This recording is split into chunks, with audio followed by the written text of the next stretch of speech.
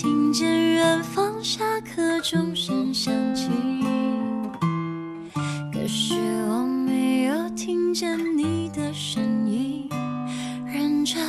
呼唤我姓名。爱上你的时候还不懂感情，离别了才觉得刻骨铭心。为什么没有发现遇见了你是生命最好的事情？也许当时忙着微笑和哭泣，忙着追逐天空中的流星，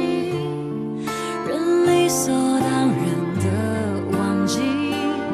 是谁风里雨里一直默默守护在原地。原来你是我最想留住的幸运，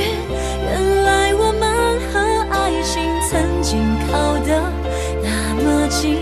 那为我对抗世界的决定，那陪我淋的雨，一幕幕都是你，一尘不染的真心与你相遇，好幸运，可我已失去为你泪流满面的权利。但愿在我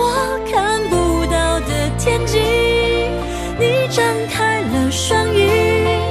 遇见你的注定。